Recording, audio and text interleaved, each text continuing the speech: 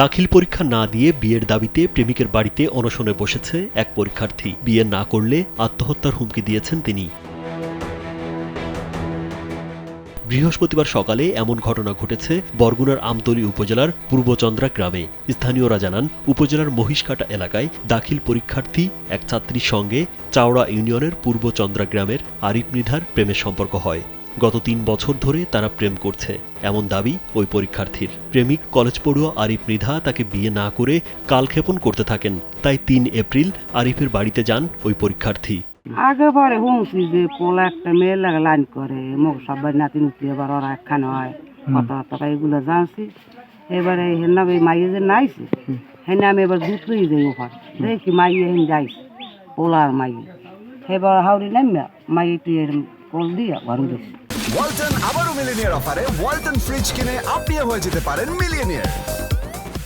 তারা প্রথম যখন আনছে তখন আমরা যখন এলাকাবাসী যখন মনে করি যে মেয়েটাকে বলছে আমার ছেলের বউ, যে আমাদের বিয়ে মনে করেন যে ছেলে বিয়ে হয়েছে ছেলের সাথে, ঠিক আছে, ছেলের সাথে বিয়ে হয়েছে, ঠিক আছে, আমার মনে হচ্ছে হাসাই বিয়ে হয়, এরকম অ্যাভেলেবেল হয় বিয়ে, ঠিক আছে, বিয়ে হয়েছে। এখন মনে করেন শুনি যে মনে করেন যে না, বিয়ে হয় নাই। পরে আরিফের পরিবার বিয়ের আশ্বাস দিয়ে তাকে আমতলী থানায় পাঠায়। পুলিশ তাকে স্থানীয় মনির পেদার হেফাজতে দেন, কিন্তু আরিফ তাকে বিয়ে করেননি। বৃহস্পতিবার সকাল 10টায় তার দাখিল পরীক্ষায় অংশ নেওয়ার কথা ছিল, কিন্তু তিনি পরীক্ষায় অংশ না নিয়ে আরিফ মৃধার বাড়িতে অনশনে বসেছেন।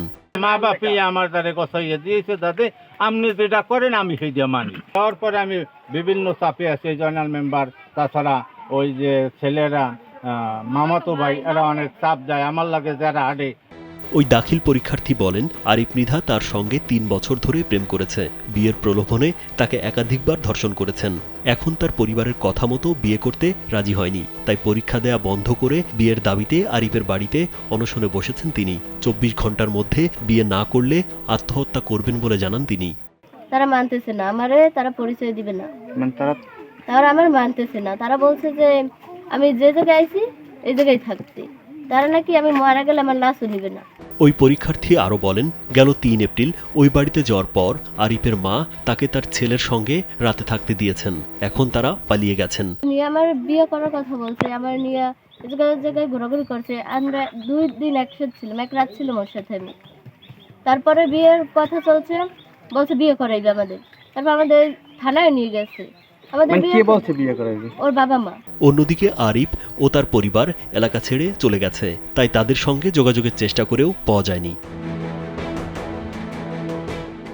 আমতলী থানার ভারপ্রাপ্ত কর্মকর্তা মোহাম্মদ আরিফুল ইসলাম আরিফ জানান, মেয়ের বিয়ের বয়স হয়নি, তাই তাকে একজনের জিম্মায় দেয়া হয়েছিল। মেয়ের পরিবারকে জানানো হয়েছে, কিন্তু তারা মেয়েকে নিতে রাজি না।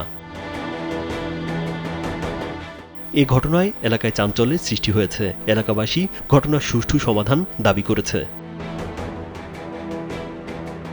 রাজীব বিশ্বাস, কালবেলা।